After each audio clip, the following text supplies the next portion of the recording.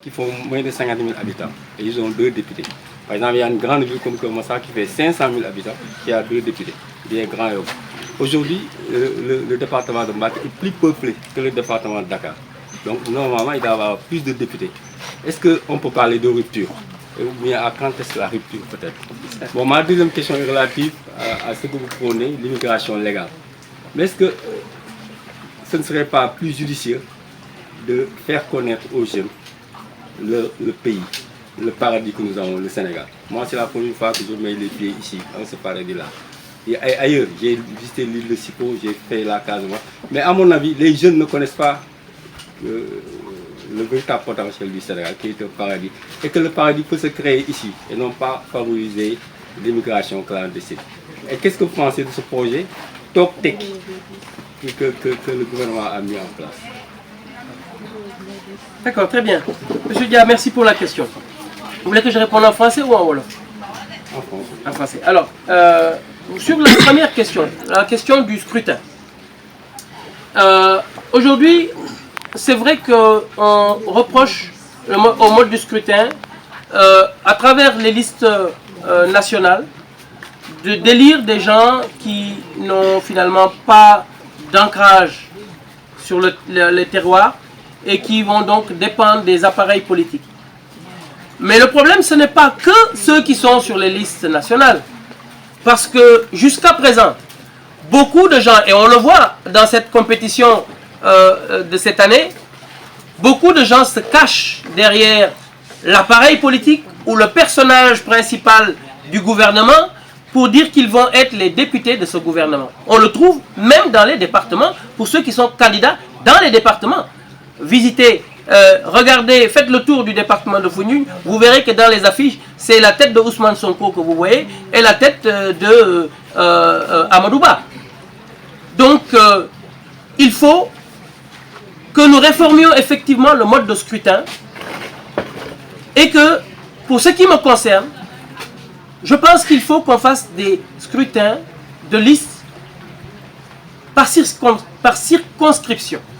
C'est-à-dire que les élus ne vont pas être élus sur la base d'une liste choisie par celui d'en haut, parce que jusqu'à présent, même le candidat du département est choisi par celui d'en haut, mais les gens seront choisis par leur capacité à avoir du monde derrière eux et que les gens croient en eux.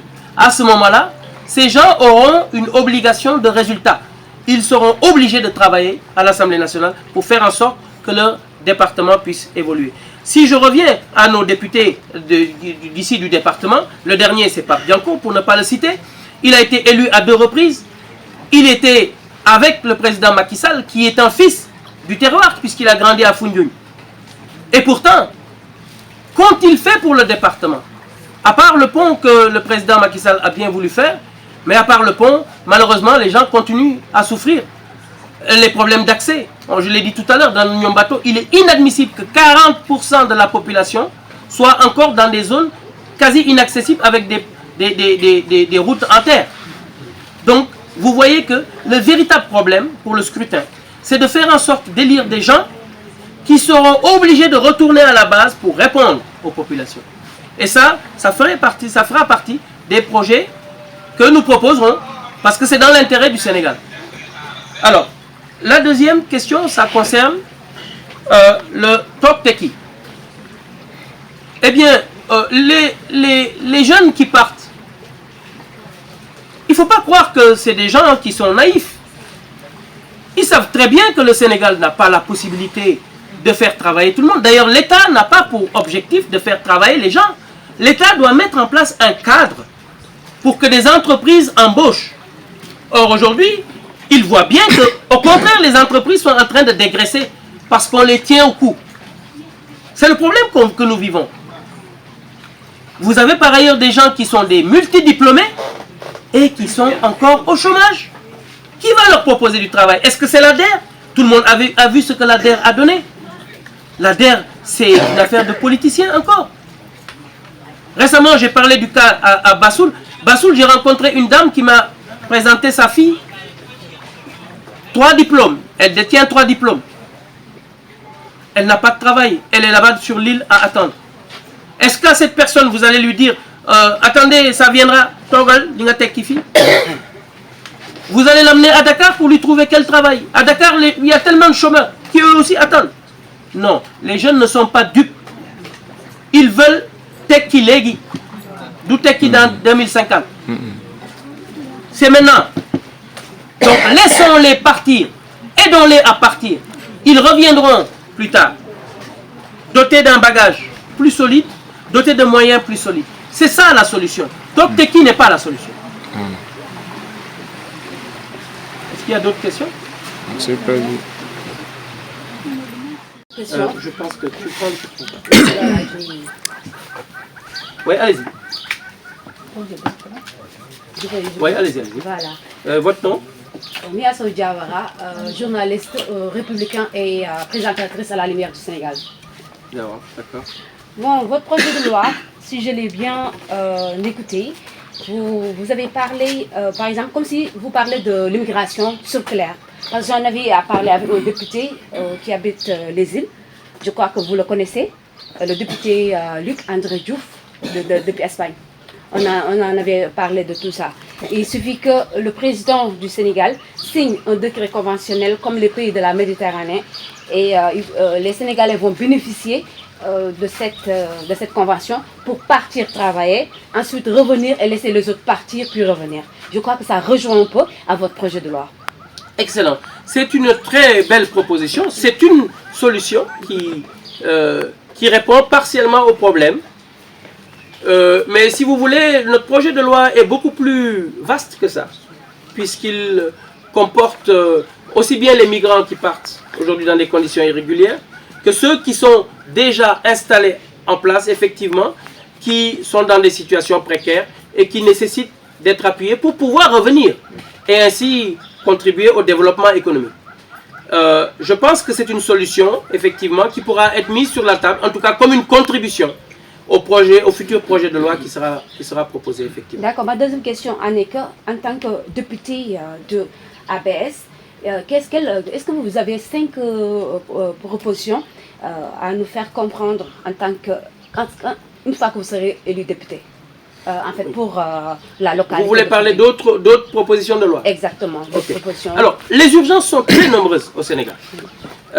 J'ai parlé du problème de la migration irrégulière parce que aujourd'hui, c'est ce qui devrait faire l'actualité, vu le nombre de personnes concernées et vu le fait qu'il y a aujourd'hui une augmentation des volontés de départ. Mais il y a bien sûr d'autres urgences. Le président Abdoulaye Sylla, j'ai entendu, et même à Koungheul en a encore parlé, nous voulons faire du monde rural un monde d'entrepreneurs agricoles, d'entrepreneurs ruraux. Et cela rejoint le projet que nous avions au niveau du Parti pour l'Action Citoyenne, que nous avions depuis 2019, et dont j'avais parlé à Ousmane Sonko à l'époque. Je lui avais dit que l'agriculture familiale, pluviale, ne marche pas. Parce qu'il y a aujourd'hui des changements climatiques qui font qu'on ne maîtrise plus les questions d'hivernage. Mais pire, avec cette agriculture, on ne peut faire que de l'agriculture extensive. Or aujourd'hui, nous devons aller vers une agriculture professionnelle. Une agriculture qui travaille sur 12 mois avec les méthodes techniques modernes. Et c'est parfaitement possible. Les Sénégalais peuvent parfaitement s'adapter à cela. Souvenez-vous de ce que le président Senghor avait fait à l'époque avec ce qu'on appelait les terres neuves. C'était une première révolution. Et depuis lors, il n'y en a pas eu d'autre. Cette nouvelle révolution, ce serait de faire en sorte qu'on crée des véritables coopératives rurales. Il faut savoir qu'il existe des coopératives aujourd'hui, mais on les appelle coopératives, mais en réalité, ce ne sont pas des coopératives. Ce sont des centrales d'achat, tout simplement. Elles achètent les intrants et les redispatchent au niveau de leurs membres. Or, une coopérative, c'est une structure qui a un document officiel de reconnaissance, qui a des terres qui appartiennent à la coopérative et qui a ainsi la possibilité de lever des financements pour pouvoir faire des forages, pour pouvoir acheter des machines, tracteurs et travailler sur des milliers d'hectares. Je ne vous parle pas de centaines d'hectares, des milliers d'hectares. Ce que les Indiens font aujourd'hui dans nos terres, ce que les Marocains aujourd'hui font dans nos terres, ce que les Occidentaux font dans le Nord, notamment, ça nous pouvons le faire par nos paysans et il faut que ce soit très clair. C'est ce que nous voulons. Nous les formerons à l'entrepreneuriat agricole. Et enfin, leurs enfants qui sont dans les universités, qui sortent avec leur diplôme, pourront les assister sur le plan marketing. Parce que vous savez qu'aujourd'hui, quand vous produisez sur le plan agricole, vous maîtrisez votre production, vous savez dès l'ensemencement combien de tonnes vous aurez dans 3 mois. Et ainsi, vous commencez à vendre dès que vous semez. C'est ce qui se pratique dans l'agriculture moderne. Et c'est vers ça que nous voulons aller. Et nous voulons le faire dès cette législature. Moi, je proposerai au président Bassirou Diomaye Faye, à qui je demanderai une audience, je lui proposerai de me laisser la possibilité d'organiser ce test ici sur le département de Foundiougne, où nous pourrons regrouper des coopératives de 200 voire 300 personnes avec une sécurisation de leurs terres pour pouvoir faire en sorte de démontrer à tous les Sénégalais qu'on peut faire de nos agriculteurs des véritables entrepreneurs agricoles. Donc ça, c'est sur la partie coopérative agricole. Mais il y a bien évidemment des nombreux rattrapages. J'en ai parlé à la RTS Fatick il y a quelques jours. Nous devons rattraper le retard. Malheureusement, toutes ces dernières années, de nombreuses lois ont été faites dont l'objectif était tout simplement de voir...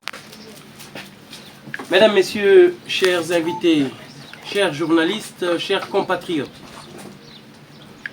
je voudrais pour commencer présenter mes très sincères condoléances à toute la communauté sénégalaise et en particulier à la communauté du peuple du Saloum et en particulier à la commune de Foundiougne où nous sommes, commune qui a perdu plus d'une dizaine de personnes en très peu de jours ces derniers temps. Présenter les condoléances également à tous ceux des îles qui ont perdu des membres de leur famille, dont certains ont eu leur famille décimée. Je pense notamment à nos parents de Niodior. Mais il y a également tous ceux de Moundé, Dionewar, Djirnda et tant d'autres îles aujourd'hui qui pleurent leur mort. Selon nos dernières informations, un certain nombre de pirogues ont encore quitté nos côtes ces tout derniers jours à destination de l'Europe. Nous ne savons pas encore ce que sera leur destin. Ce drame humain qui ne trouve aucun écho de la part des autorités politiques, eh bien, ni de l'État, doit trouver une réponse adaptée. Parce que nous ne sommes pas de ceux qui pensent que c'est Dieu et il faut se contenter de ce que Dieu décidera. Nous devons trouver une réponse adaptée et c'est l'État qui doit la trouver. C'est l'État, mais aussi les futurs parlementaires. Et je pense qu'aujourd'hui, nous sommes à un moment crucial de notre vie politique, de notre vie républicaine, où nous devons choisir des députés qui devront soutenir le développement de notre pays, assurer sa sécurité à travers ses lois, mais protéger également ses enfants. Eh bien, je vous ai convié pour annoncer au peuple sénégalais qu'une solution existe à travers des projets de loi bien pensés. Le 11 septembre dernier, il y a tout juste 2 mois, j'ai écrit au président Bassirou Diomaye Faye pour lui indiquer que la solution qui lui a été donnée pour régler le problème des migrations irrégulières est une fausse solution. Il lui a été proposé que la marine puisse fermer les frontières maritimes et empêcher les pirogues d'aller en Europe. Il lui a été proposé également de faire en sorte que les populations se dénoncent les unes les autres, moyennant rétribution. Cela affecte lourdement la cohésion nationale, mais pire, cela n'apporte aucune réponse pour empêcher le départ des migrants. La preuve, 2 mois après, nous constatons les dégâts. De nombreux bateaux qui quittent et qui pour certains échouent ou leurs passagers meurent et d'autres arrivent à destination, souvent avec encore quelques pertes, comme c'est le cas avec la pirogue de Niodior qui a disparu durant 17 jours et qui a été retrouvée finalement dans les côtes espagnoles avec plus de 24 morts. Donc, y a-t-il une solution au problème posé? Certains pensent qu'il y a un phénomène qui est incompréhensible, puisqu'on ne comprend pas que des jeunes qui travaillent déjà puissent laisser leur travail et prendre les bateaux avec tous les risques que cela comporte. Il faut savoir que cette prise de risque n'est pas un suicide. Ceux qui partent par la mer veulent tout simplement réussir leur vie. Si aucune pirogue n'arrivait à destination, ce qui est certain, c'est qu'il n'y aurait plus aucun départ. Mais il y a des pirogues qui arrivent. Donc, ceux qui veulent partir prennent le risque en sachant que leur vie est en jeu. C'est donc un niveau de risque, selon une échelle qui a été analysée par les gens qui sont pour le départ et qui acceptent ce risque pour arriver à destination. Récemment, je rentre des îles et j'ai rencontré à Bassoul une dame, une vieille dame, qui portait un bébé derrière. Cette dame venait de voir partir sa fille unique, mère de cet enfant qu'elle porte dans le dos qui a moins d'1 an. Et cette femme faisait partie de la pirogue qui avait disparu durant 17 jours. Heureusement, elle a été sauvée. Mais combien d'autres? Kon nag suñu conférence de presse bi tey man maay Diogoy Ndaw di leen ko animel. J'ai à ma droite Waly Ndiaye qui est le suppléant de la liste de Foundiougne, le président de la coalition And Bessel Sénégal, le président Bruno Derneville à ma gauche qui est la tête de liste départementale pour la coalition And Bessel Sénégal. Nous avons Nima Aïdara qui est suppléante aussi sur la coalition And Bessel Sénégal pour le département de Foundiougne. Et nous avons notre ami Félicien Ndiam qui est avec nous aussi dans le département de Foundiougne. Voilà. Kon nag ñi ngi bàyyi la parole à monsieur le président Bruno Derneville pour que mu dicte leen son propos liminaire sur la conférence de presse qu'il tient aujourd'hui. Voilà, merci Diogoy. Je vais leen tënkal ci wolof li ma wax fii maa ngi mastawu ñi nga xam ne seeni doom dañu des ci mbëkk mi ci géej gi waaye di wax itam di mettitlu li nga xam ne suñu njiit yi donte fan yëpp ñu ngi wax ay nit ñu faatu fii ci Foundiougne lu weesu fukki nit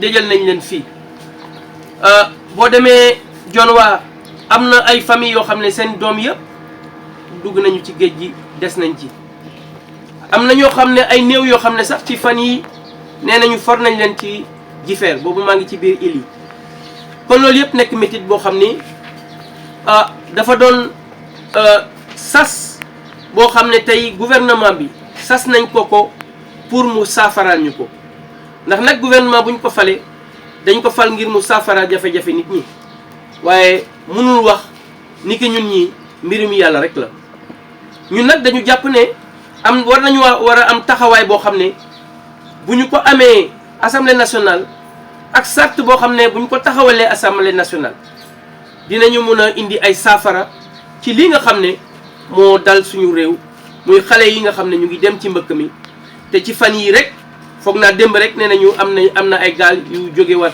ci Sénégal di tëmb di dem ci dëkku tugal man nag ci 11 septembre bale passé maanaam ci ñaari weer yi ñu jàll bindoon naa président Bassirou Diomaye Faye lettre baa ngi fii dinaa ko mën a wan bu ci kanamee journaliste yi lettre bi nag maa ngi ko ci doon wax ne ko président am na ñu lay wax ne li koy saafara mooy nga yónnee marine bi ñu tere ndaw yi jël gaal yi dem ci géej gi te bu loolu doyul nañu wax nit ñi ñuy yoole wante ci seen biir te ku ci yoole moromam boo ñëwee dinañ am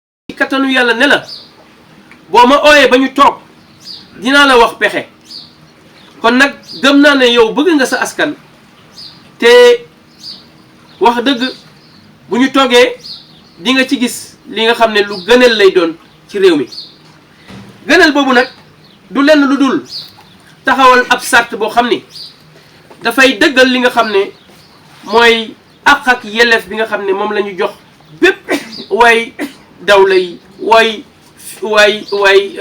ñi nga xam ne dañuy dem bitim réew ñu koy wooye daw laxu waaye itam daw utim liggéey ñooñu tey dañu am ay sart yoo xam ne adduna si yëpp dafa ne dañ leen war a jàppe ni ka ay nit ñu am àq ak yelleef war na am taxawaay bu nit ñi war a am rawatina réew yi nga xam ne fa la ñëpp ñooñu di dem pour ñu dalal leen ci jàmm pour ñu traité leen ni ki ay nit waaye dañu gis ne sart yi dañoo bare ba nga xam ne finalement sax amu ci benn boo xam ne ñu ngi koy doxal ba tax tey ñiy jël géej gi dañu bokk ci ñi nga xam ne dañu salfaañe seen àq ak seen yelleef ba nga xam ne tey ku ci faatu dañ lay sànni ci ndox mi noonu rek waxu ne seen waa kër ne kooku gaañu na bari na ci sax ñoo xam ne mënuñu fexe ba nangu ne seen doom wala seen mbokk faatu na ci ndox mi ndax gisuñu yaram yi kon mu doon lu métti te ñu war koo saafara ci assemblée nationale ñun nag xalaat bi ñu ci indi mooy dañu war a taxawal benn sart bu ñuy wooyee loi portant code des migrants économiques waxuma nag migrants yi nga xam ne dañuy jël rek géej gi bépp ki nga xam ne day dem ci àdduna si di ut liggéey gis ngeen bu yàggul Donald Trump dañ ko fal rek mu commencé dàq ay nit dàq na ay millions ngi nit ñooñu peut-être ay sénégalais bokk nañ ci gëm naa ne ci temps yi di ñëw itam waa Europe dinañu def noonu waaye gis ngeen Frontex bi ni muy def Frontex bi tamit mooy li waa Union européenne taxawal ñoom dañu bloqué géej gi te di dàqante ñiy bugg a dem dugg foofu am na ci sax ñoo xam ne dañuy mujj di gaañu wala sax di dee kon loolu yëpp dafa nekk loo xam ne suñu gouvernement war na ci taxaw te bu ñu taxawalee sart bi may wax noonu sart boobu di wax ne li muy njëkk wax mooy sart bi dañ ko taxawal ngir aar suñu njaboot aar ñi nga xam ne dañu war a uti liggéey ndax ñoom dañu am àq ak yelleef boo xam ne adduna si yëpp dañu nangu ne àq boobu ak yelleef boobu dañ leen ko war a jox muy benn ñaareel bi dañu nekk ay sénégalais ba tax fépp fu sénégalais nekk ñun ñi yor réew mi dañ leen war a aar